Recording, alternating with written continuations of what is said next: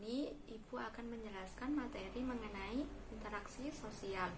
Interaksi sosial sendiri adalah hubungan antara individu dengan individu, individu dengan kelompok, dan kelompok dengan kelompok. Untuk syaratnya terjadi interaksi sosial harus ada saling timbal balik dan saling merespon. Kita tidak mungkin ya terlepas dari interaksi sosial, entah itu di sekolah sama teman-teman, atau di rumah dengan keluarga, dengan tetangga, atau dengan orang lain. Karena kita pada dasarnya adalah makhluk sosial yang tidak akan bisa hidup sendiri tanpa orang lain. Pasti kita akan bertemu dengan orang lain dan terjadilah sebuah interaksi sosial.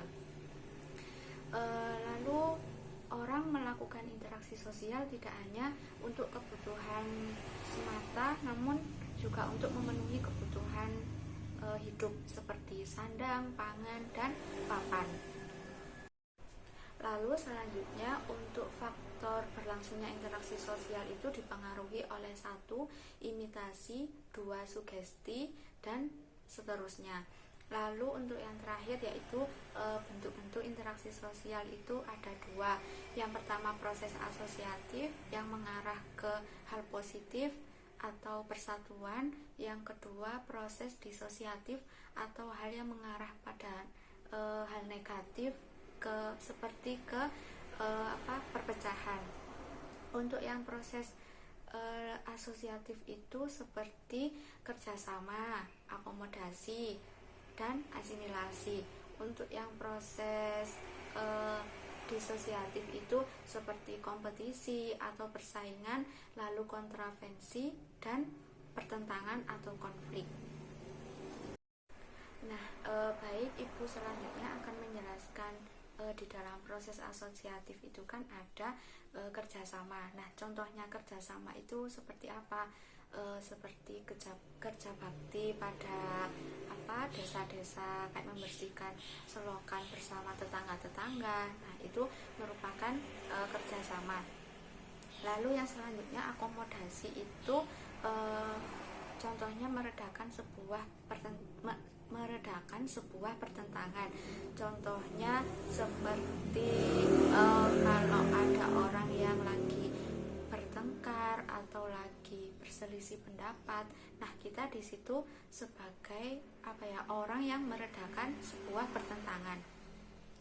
Lalu yang selanjutnya itu asimilasi, cara bersikap atau bertingkah laku dalam menghadapi perbedaan, seperti perbedaan pendapat. Nah, kita di situ gimana sih caranya untuk bersikap dan bertingkah laku agar kita menghargai gitu loh perbedaan mereka atau selisih pendapat mereka. Nah, seperti itu. Lalu yang selanjutnya dalam proses disosiatif itu kan ada kompetisi. Nah, kompetisi itu kan sebuah persaingan.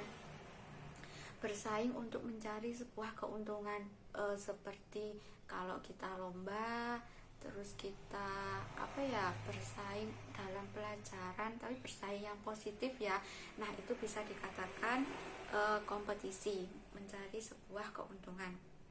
Lalu yang selanjutnya itu kontravensi, adalah sikap mental tersembunyi orang lain.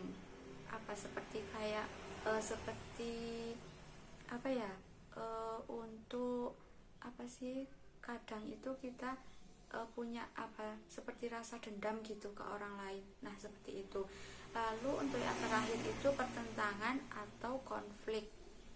Itu sering terjadi ya, kalau konflik di sekitar kita pasti banyak, entah itu di sekolah atau di sekitar kita tinggal, itu pasti terjadi yang namanya pertentangan atau konflik.